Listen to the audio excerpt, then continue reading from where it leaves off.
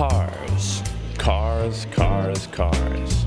You can drive them fast, you can drive them slow, but sometimes you cannot drive them at all.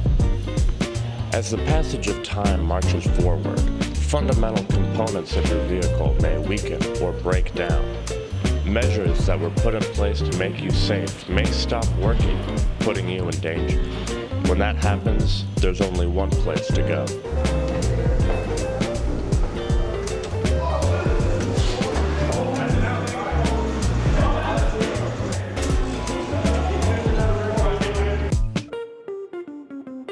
So what led me to teaching automotive? Basically, I've been doing this my whole life. And at a certain part in time, I was wondering, like, what could I do differently? And one of the things that used to frustrate me growing up and in the auto shops that I worked at was a bunch of auto technicians that they didn't care about the customer, they didn't want to keep learning, they were just there for a paycheck. And there seemed to be a lot of things that I just would witness around me that I found pretty aggravating, even though I kept it to myself. So I always thought, if I ever, taught this, I'd make sure that, students were aware of a few things that they need to be in order to be a successful technician. The way I learned about automotive maintenance is I had this friend in this class. He recommended it to me and I was like, I like cars. So I figured I might as well take a shot at it and see how well I do in this class. What made me want to join the automotive class? Well, I owned a car myself and I would like to fix it up because it breaks down a lot. And I also received a new car. I'd like to fix that up also.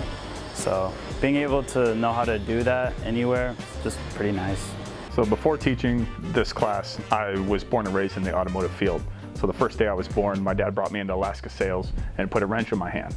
And then I pretty much lived in Winnebago's outside my dad's shop as a kid, bouncing around. So my daycare was automotive in an environment like this. And then as soon as I was old enough, I got a job in an automotive shop, just started working. It was all I knew how to do. My dad was a professional. That just led me right into a career of automotive. So it's got something called turbos on it, it's not supercharger. What's it called? Turbocharger.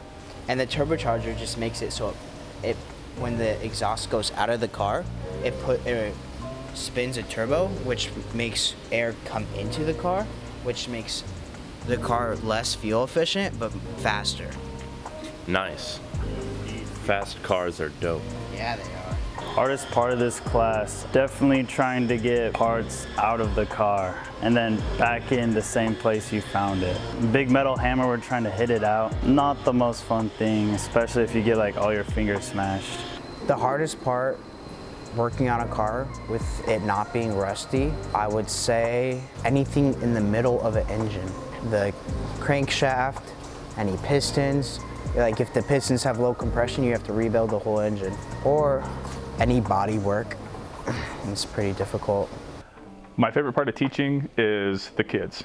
I absolutely love coming in here and conversating with the kids and joking with them and getting to know them and build relationships with them and watch them figure out, watching some of them figure out that they really want to be automotive technicians, and then they become successful in industry, and then they come back and tell me, and then I get to feel proud of that. So I would say overall teaching, I just love the kids.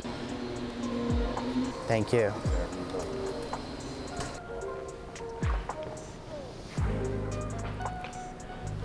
This concludes our interview with the King Tech Automotive Maintenance class.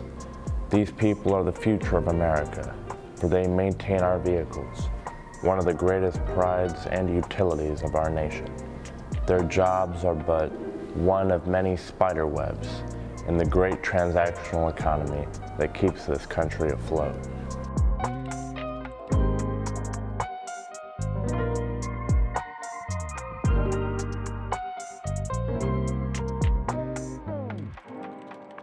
Always. I've never done anything different.